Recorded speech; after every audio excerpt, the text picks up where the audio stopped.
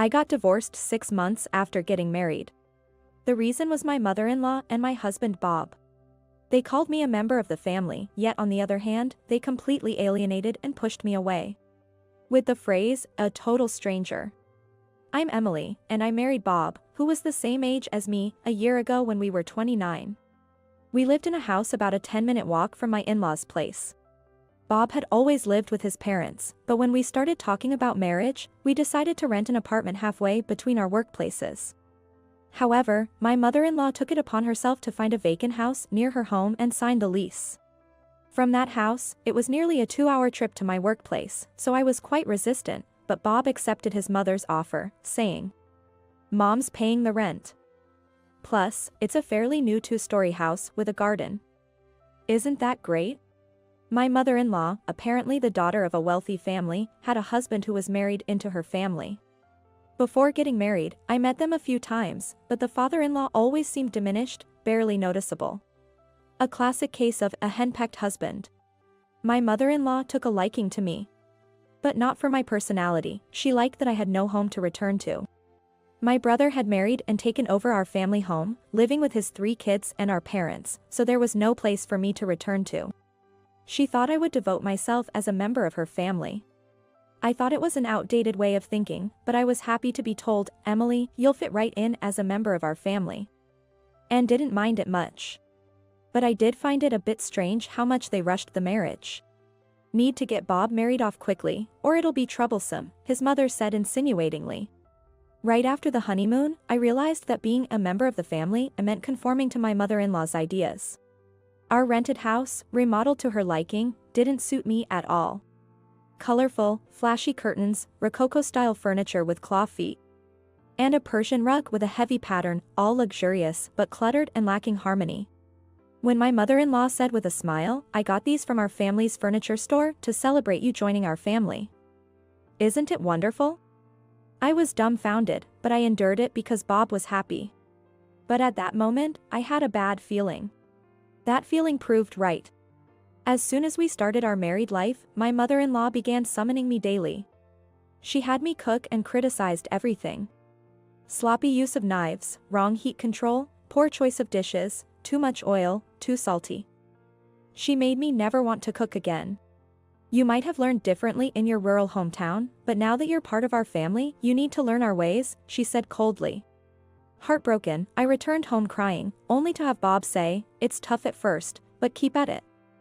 Mom's being strict because she sees you as family. Think of it as tough love." So, I tried to rally and persevere.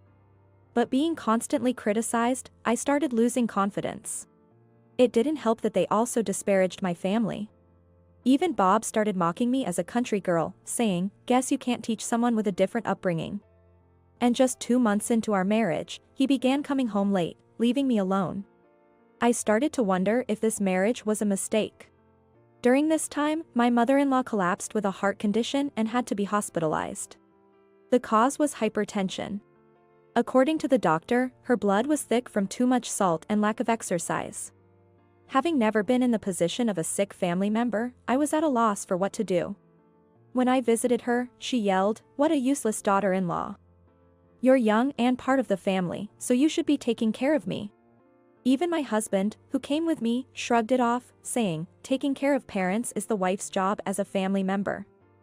I have work. So I'm leaving the post-discharge care to you." It's so unfair how they ridiculed me all this time, yet only wield the family member card when it suits them. Plus, as a full-time employee, did this mean I had to take over the household chores at my in-laws after she got discharged? When I brought this up to Bob, he said, "Then quit your job. As a family member, you should prioritize family over work." I was fed up. Then, unusually, my father-in-law spoke up, "It's not right to put it all on Emily. She's part of our family, so let's share the care between me, Bob, and Emily." But my mother-in-law quickly retorted sharply, "Husband, who's been adopted into our family, has no right to give me advice. And to suggest that Bob should help, that's outrageous. I can't burden my precious son with such troubles." Faced with these cold words, my father-in-law glared at my mother-in-law for a moment, unable to contain his anger, and then left the hospital room. I was surprised to see my father-in-law so angry. At the same time, I was moved to tears that he, despite his weaker position, had stood up for me. In the car on the way back, I said to Bob about what your father said earlier, and tried to start a conversation about the future care of his mother. But Bob dismissed it, saying, "Mom doesn't like it, so forget it. You know, she doesn't trust Dad at all." According to Bob, his mother, who was the sole heiress of a wealthy family, had an arranged marriage with his father. It seems she was forced into the marriage by her father, who favored his son-in-law, and from the beginning, she looked down on her husband. She never considered him as family, but rather, she always treated him like a butler or a servant. "That's so sad for your father." I couldn't help but blurt out. To which Bob replied, "Mom only considers me as family. Dad is a stranger to her." "But he's still your father by blood, isn't he?" "Well, yes, but since Mom is the head of the family and considers Dad a stranger, that's what he is to me too." "That's terrible." "Why?" "Our family has a long lineage, and Dad, being an outsider, doesn't change his lineage." To Mom, only blood relations are trustworthy in the end. Shocked, I asked for confirmation. "So, I'm a complete stranger to both you and your mother since there's no blood relation, right?" "Well, yeah, that's about it." So much for being a part of the family. I was so angry that I decided to cut ties with such a family. After my mother-in-law was discharged, she became even more domineering. Since the original cause was hypertension, her diet needed to be the first thing to change. But since she had always ridiculed my cooking as too rural, I had no intention of cooking for her anymore. What about mine and Bob's meals? Meals cooked by a country girl like me are not suitable for someone suffering from illness. What's with that attitude? How dare you speak to me like that, a mere daughter-in-law? Oh. So I can do it? I like strong flavors, so I'll be generous with salt, pepper, and sauces. Even if you're my daughter-in-law, how can you treat your mother like this? Well, if we're not related by blood, that means we're strangers, right? Why should I bother being considerate to such a person? As I coolly responded, my mother-in-law was speechless. She immediately called Bob, who was at work, and started complaining loudly. I thought to myself, let her bark, but to my surprise, Bob left work early and came home. "What did you say to Mom?" "How could you, as a wife?" I was appalled at his mama's boy attitude. "Wife? What's that?" "What? A wife is a wife. I became your wife, but I never intended to be a daughter-in-law of this house. What kind of nonsense is that? Not even making meals for Mom. I won't cook for you anymore either. You probably didn't notice this morning since you never eat breakfast." "Why not? Why should I? Why would a stranger like me make meals for free?" "Who's a stranger?" "You're my wife. Have you forgotten already?" "I confirmed it before. Since I have no blood relation to you or your mother, I'm a complete stranger." With that, Bob was at a loss for words. I left Bob and my mother-in-law and went straight back to the rented house. And so, I began packing my belongings to send them to my parents' house for the time being. I had already explained the situation to my parents and my brother and his wife, and they agreed to temporarily store my belongings. While I was planning to stay in a hotel for a while and rent an apartment as soon as possible, I was surprised when my father-in-law showed up. He then told me something shocking. "Hey. I thought you just left suddenly, but then you sent a divorce paper. What's going on?" A few days later, I received a call from Bob. "What, you want a wife who won't cook for you, won't do your laundry, won't take care of you at all, a complete stranger? Are you still saying that? Let me make it clear, even if we don't divorce, I will never take care of you again. Are you okay with that?" With that, Bob fell silent. Why not just have another woman come? You had a favorite girl at a nightclub even before we got married, right? As I casually mentioned this, Bob's voice rose. What are you talking about? Your father told me. You were quite smitten with her, even bringing her to your parents' house. Your mother said she was after the family's wealth and kicked her out, right? No wonder your mother was so eager to rush our marriage. But Bob. You're still secretly seeing her, aren't you? Why not marry her? No way, that's out of the question. Mom wouldn't allow it. Well, maybe. But having affairs and cheating are enough reasons for divorce, so you'll have to pay alimony. I've got photographic evidence from a private detective. No way. Goodbye. Then, and please take care of the divorce papers. I said this and hung up the phone. Serves them right. Since then, things have apparently been tough at my in-laws' house. When my father-in-law came, he told me he was divorcing my mother-in-law and had put their house up for sale. Though he was an adopted son-in-law, he was trusted by my mother-in-law's father, and the house, built by her father, was in my father-in-law's name.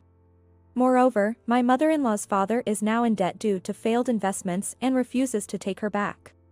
Furthermore, I heard that my mother-in-law squandered her money, and the divorce settlement was meager. Now, Bob and his mother live in an old apartment, barely making ends meet.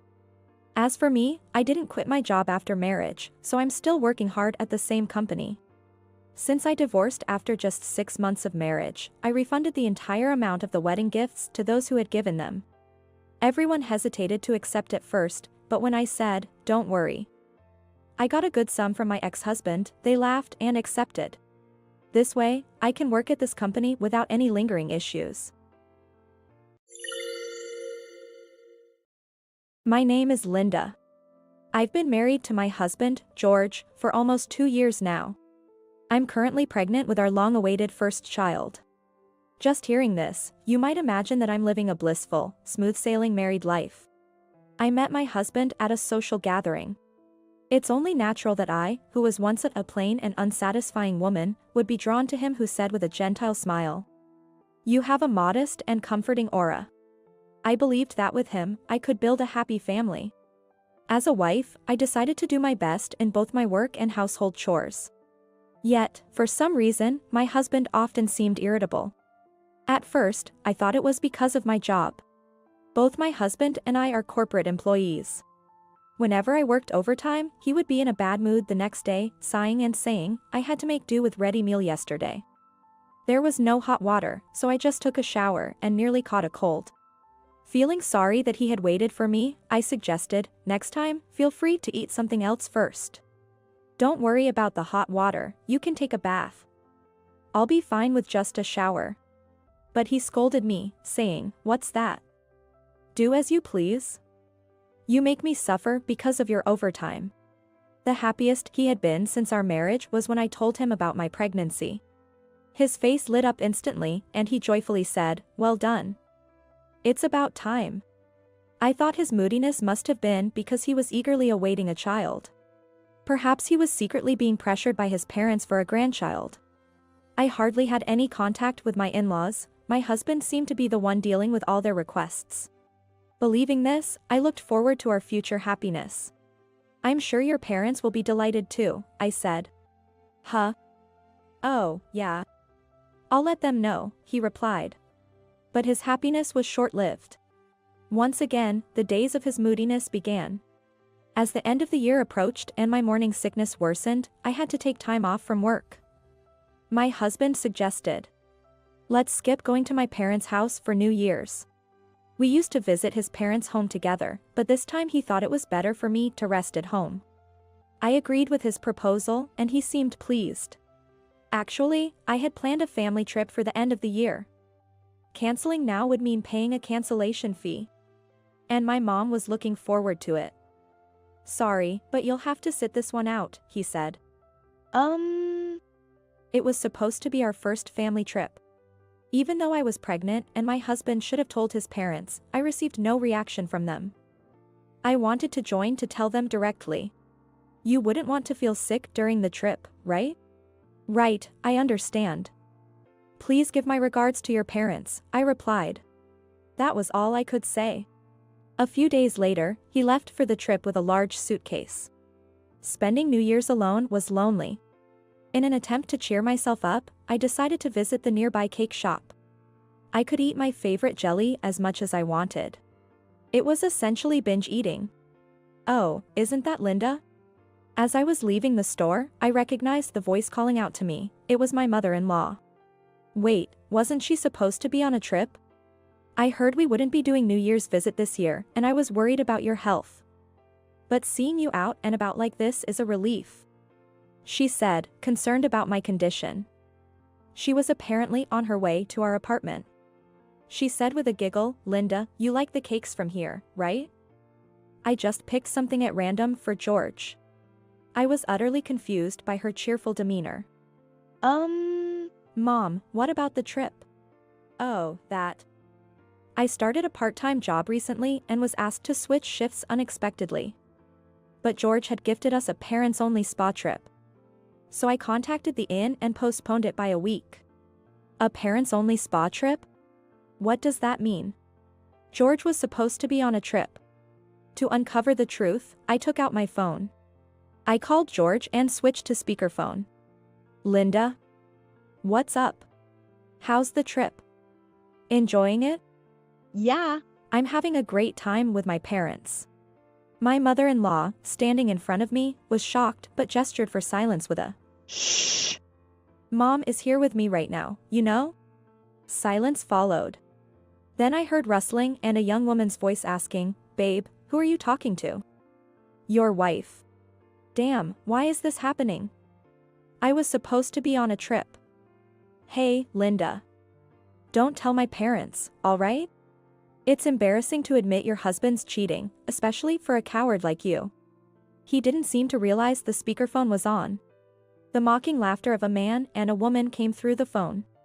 "Just make up some excuse that I'm still out," George said before ending the call.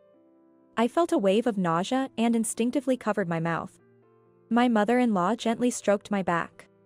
Without her support, I probably would have obeyed my husband out of fear of displeasing his parents. But she comforted me, saying, "It's the cheating man who's at fault. Such a kind woman couldn't possibly dislike me." This realization gave me the courage to take a step forward. Accompanied by my mother-in-law, I returned home and decided to understand the situation fully. It turned out that my in-laws didn't know about my pregnancy. They were told I couldn't visit due to ill health. I was told not to contact them much because the pressure of being the eldest son's wife was the cause. When I confessed that I thought they disliked me, she laughed, "That's impossible. Linda, you are our dear daughter-in-law. We're genuinely happy about the grandchild." Her words made me burst into tears, and she comforted me while grumbling about George. "As much as he's my son, he's the worst. It's not something I can apologize for, but I want to say it. I'm truly sorry. It's odd for a mother to ask, but what do you want to do now?" "I'm on your side, Linda," she said gently. I told her, I want a divorce. His infidelity. His lies. His constant irritable attitude. Everything overwhelmed me, and I simply thought, I can't do this anymore. What had I been relying on in this marriage? For what reason had I been enduring it?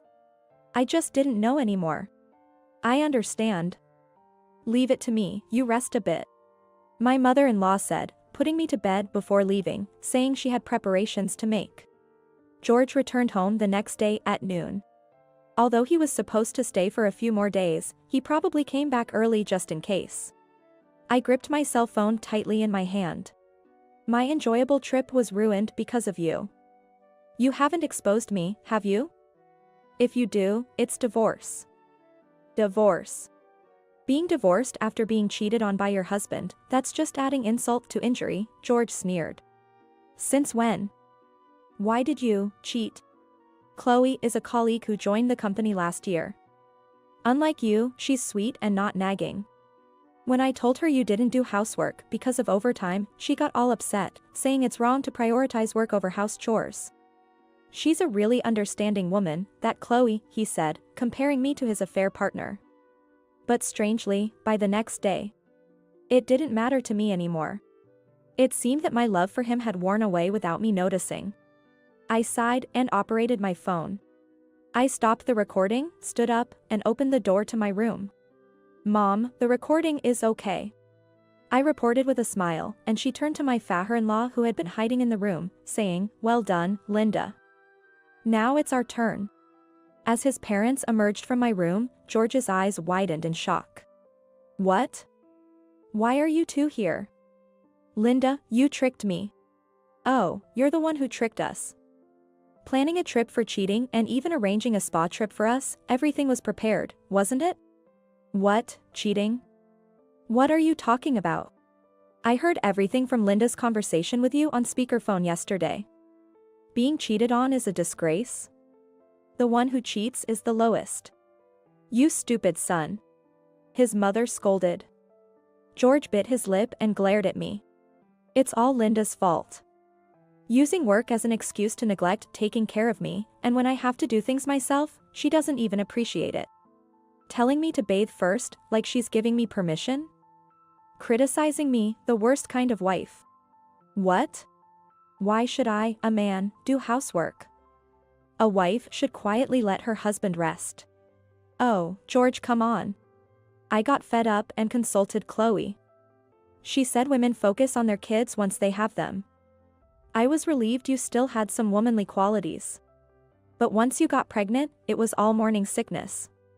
It made me feel sick too, it's just unbelievable. He was happy about the pregnancy because he thought I'd focus on the child? Not because we were having a child? It's like you're treating the child like a tool. I was shocked. The betrayal as a woman was one thing, but the fact that someone I once loved could treat life so callously hurt me the most. His mother's slap landed on George's cheek. She was crying. George, come on. I placed my hand on her trembling shoulder, and his father fixed his gaze on my husband. Under his stern gaze, my husband showed a look of fear for the first time. When did you become like this? Dad? I wanted to be like you. You never did housework, and Mom never complained or made demands like Linda does. Your mother was a homemaker and always at home. But I did what I could. I never left everything to her. I learned later that his father was indeed bad at housework and banned from the kitchen. Instead, he responded to his wife's requests through DIY. The custom shelves at their house were all made by him. George must have seen it but chose to ignore it. Even if I was a male chauvinist, how does that justify neglecting a pregnant wife? To use the life of our child, my grandchild, as a distraction from your affair? His father muttered in dismay. So, it's all Linda's fault. Marrying her was the mistake. At this point, George was yelling like a child. Something in me snapped.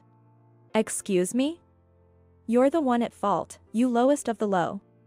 My spontaneous outburst left everyone speechless. It was the first time I had ever yelled at George. What's wrong with being sick morning to night? I'm pregnant. You should be caring, you worst kind of husband, man, and human being. Embarrassed about being divorced? Bring it on. I'll divorce you or whatever else it takes. I think I yelled enough for a lifetime. After that, the divorce went smoothly since I had recorded George's confession of his affair. I received a settlement of $20,000 and child support from my ex-husband, and the property division was completed.